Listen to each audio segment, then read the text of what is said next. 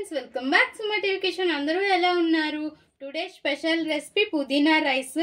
చాలా టేస్టీగా చేసుకోవచ్చు. అండ్ ఇంట్లో అప్పటికప్పుడు మనకి నోటికి ఏమీ తగలనప్పుడు, అంటే నోరు బాగోనప్పుడు చాలా టేస్టీగా ఇలా ప్రిపేర్ చేసుకోవచ్చు. సూపర్గా ఉంటుంది. ఫస్ట్ పుదీనాని ఇలా ఆకులన్నీ ఒలుచుకొని నీట్గా వాష్ చేసేసేయాలి. కొత్తిమీర అండ్ పచ్చిమిర్చి మీ కారానికి తగ్గట్టు తీసుకోవాలి. ఇప్పుడు ఒక మిక్సీ జార్ తీసుకోవాలి. ఇందులో ధనియా పౌడర్ వేసాను, ఇంకా అందులోనే వేసేస్తున్నాను. ఇంక ఇవన్నీ కూడా ఇందులో వేసుకోవాలి. ఇంకా అల్లం వెల్లుల్లి కూడా ఇందులోనే వేసేసుకోవాలి. అన్ని ఇందులో వేసుకొని మనం మెత్తని పేస్ట్ లో బ్లెండ్ చేసేసేయాలి.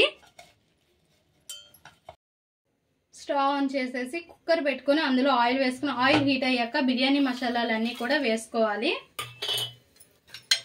ఇలా వేసుకున్నాక కొద్దిగా వేడెక్కినాక మనం ఒక ఆనియన్ అనేది తీసుకొని, ఒక్కటే చాలు మీడియం సైజ్ది, అది ఇలా నిలువుగా కట్ చేసుకుని వేసి అండ్ ఫ్రై చేసుకోవాలి. మంచిగా ఫ్రై చేసుకోవాలి ఆనియన్ అనేది. ఆనియన్ ఇలా ఫ్రై అయింది కదా, ఇప్పుడు కొద్దిగా పెరుగు అనేది వేసుకోవాలి. కొంచెం పెరుగు వేసుకొని ఇంకా మన పుదీనా పేస్ట్ అనేది ఉంది కదా, దాన్ని కూడా వేసుకోవాలి.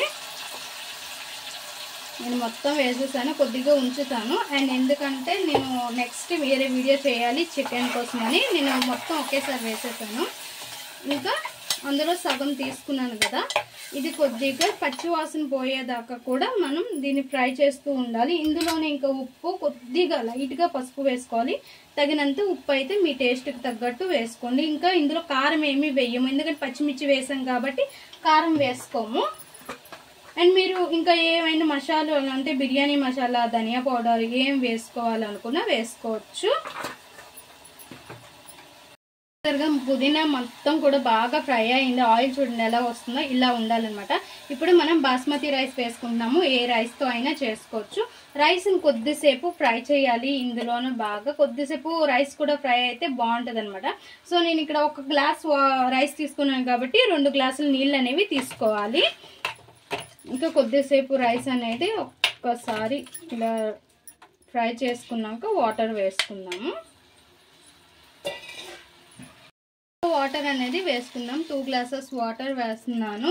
ఇంకా మీకు కావాలన్నా వేసుకోవచ్చు. అయితే రైస్ కుక్కర్లో అయితే మాత్రం కొద్దిగా వాటర్ ఎక్స్ట్రా పడతాయి, చూసుకోండి.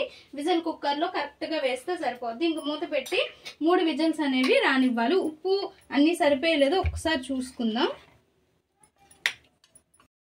పుదీనా రైస్ రెడీ అయిపోయింది ఫ్రెండ్స్. ఎలా ఉందో చూద్దాం. చూడండి ఎంత బాగా వచ్చిందో. మనకి అటు బాగా పలుకుగా కాదు, అలానే ముద్దగా కాదు, బాగా వచ్చింది. ఇంకొక ప్లేట్లోకి సర్వ్ చేసుకుందాము. మన పుదీనా రైస్ రెడీ. అండ్ చికెన్తో, ఫ్రైడ్ చికెన్తో ఎక్సలెంట్గా ఉంటుంది. ఒక్కసారి ట్రై చేయండి.